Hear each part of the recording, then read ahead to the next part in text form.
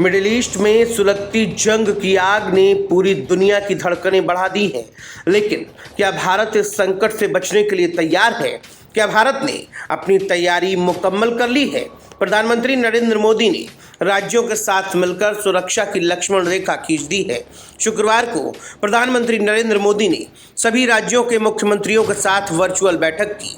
मुख्यमंत्रियों के साथ 2 घंटे तक मंथन किया, जिसमें एजेंडा साफ था कि मिडिल ईस्ट का संकट, स्टेट ऑफ हॉर्मुज पर मंडराता खतरा और भारत की आर्थिक सुरक्षा। लेकिन इस मीटिंग में प्रधानमंत्री ने क्या कुछ कहा, मौजूदा हालात से निपटने के लिए पीएम ने क्या संदेश दिए, ये जानना सबसे अहम है।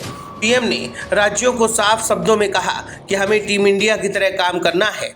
कहा जा रहा है कि मीटिंग से सबसे बड़ा चर्चित पॉइंट रहा लॉकडाउन। सूत्रों के मुताबिक पीएम मोदी ने मीटिंग में यह भी कहा कि ईरान इजराइल युद्ध संकट की वजह से देश में कोई लॉकडाउन नहीं लगेगा।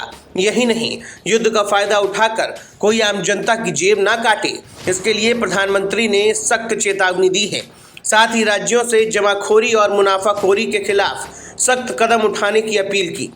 इसके अलावा पीएम मोदी ने गलत सूचनाओं और अफवाहों के प्रसार पर भी चिंता जताई और इस पर सख्ती दिखाने के लिए कहा। सटीक और विश्वसनीय जानकारी के प्रसार पर जोर दिया। राज्यों के मुख्यमंत्रियों के साथ हुई इस बैठक में ईंधन की सप्लाई, बढ़ती महंगाई और रसद व्यवस्था को दुरुस्त रखने पर गंभीर चर्चा हुई। सरकार की प्राथमिकता साफ है कि सप्लाई चेन को टूटने नहीं देना है और एनर्जी सिक्योरिटी यानी पेट्रोल डीजल की उपलब्धता को सुनिश्चित करना है। इस दौरान मुख्यमंत्रियों ने पीएम को भरोसा दिलाया कि उनके राज्यों में पेट्रोल, डीजल और एलपीजी का पर्याप्त स्टॉक मौजूद है और हालात सामान्य हैं।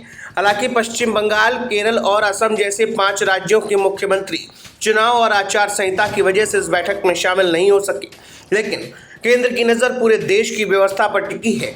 कुल मिलाकर केंद्र और राज्यों के बीच का ये तालमेल बताता है कि वैश्विक संकट चाहे जितना भी बड़ा क्यों ना हो, लेकिन भारत अपनी अर्थव्यवस्था और नागरिकों के हितों की रक्षा के लिए पूरी तरह से खड़ा है। Bureau report, the leader Hindi.